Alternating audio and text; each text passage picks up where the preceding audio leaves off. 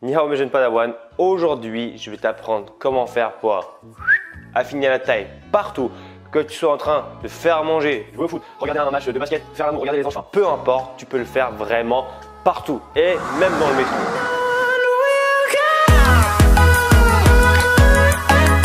Alors pour ceux qui ne me connaissent pas, je m'appelle Thomas Jang et j'essaye de décrypter tous les mythes par rapport au fitness et à la nutrition. Et aujourd'hui, on s'attaque à un exercice pour affiner la taille. Oui, comme tout le monde me le demande à chaque fois, je vais te donner un exercice qui va permettre d'avoir un effet moins gonflé, que ce soit pour les hommes ou pour les femmes, c'est pareil. Par contre, si jamais tu cherches à avoir des tablettes de chocolat genre bam bam bam bam bam, eh bien non, c'est pas la bonne vidéo. Mais j'en ferai une prochaine par rapport à ça. Si jamais tu me demandes dans les commentaires, il n'y a aucun souci. Donc aujourd'hui, je vais te montrer un exercice hypopressif. Hypopressif, ça veut dire quoi? En gros, contrairement au crunch où il y a un mouvement où tu viens faire ça, donc un mouvement vers le bas et que tu as une descente d'organes, on va dire que tu descends tes organes vers le bas.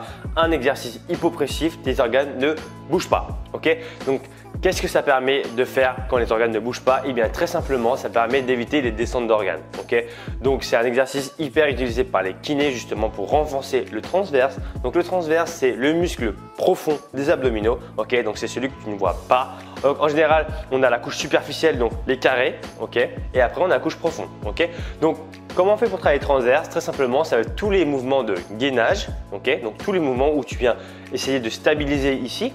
Okay, donc là, on travaille les muscles en profondeur. Donc, on a le stomach vacuum qui permet de justement resserrer la taille, okay, sans aucun mouvement qui permettrait d'avoir une descente des organes. Alors, comment on fait le stomach vacuum? C'est simple, tu peux le faire vraiment partout. Okay, donc, c'est un exercice où tu as juste besoin de expirer tout l'air que tu as dans les poumons pour pouvoir travailler cet exercice-là.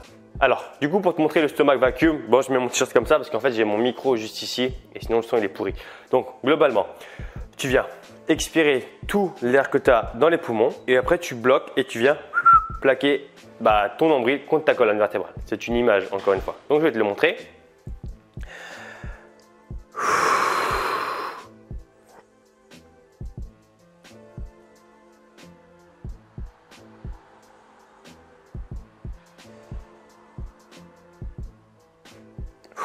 Bon, je ne vais pas le faire pendant 1 heure, il n'y a rien de très amusant à le faire.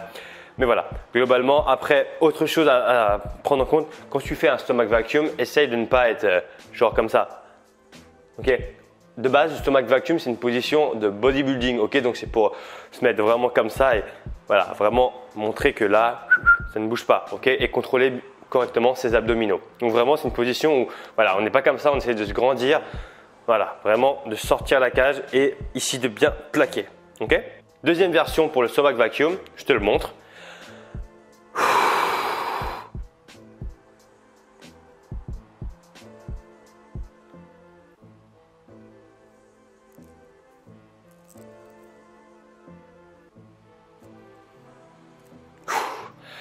Donc un peu plus dynamique, donc tu viens venir rentrer le ventre, pousser, rentrer le ventre, pousser, rentrer le ventre, pousser, rentrer le ventre, pousser.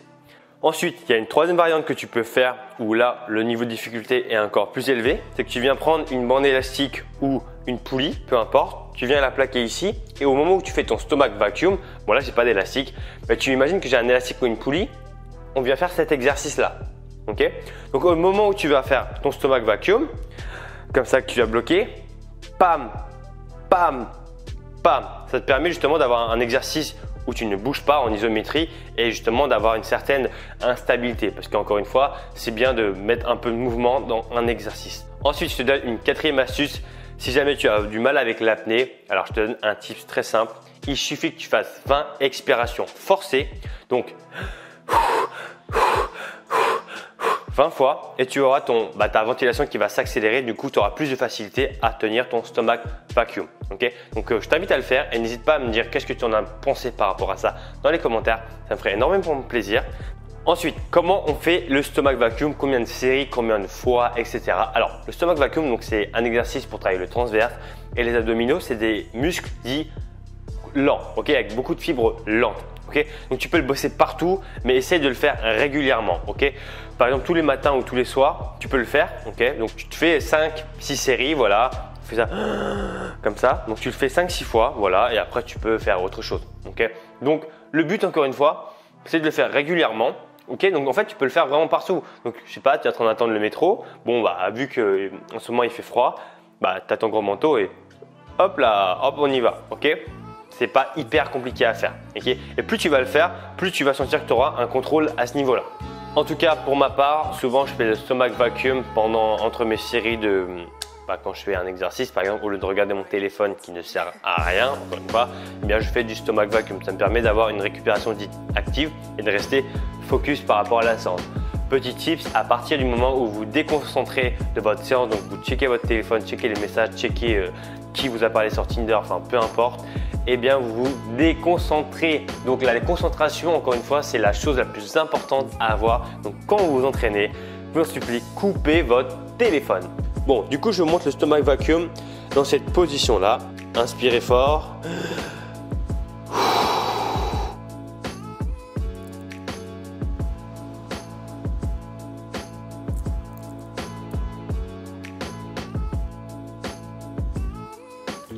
Donc voilà, on peut faire la même chose dans cette position-là, ok? Donc c'est vous qui voyez. Moi, pour ma part, j'aime bien mettre les mains sur la taille.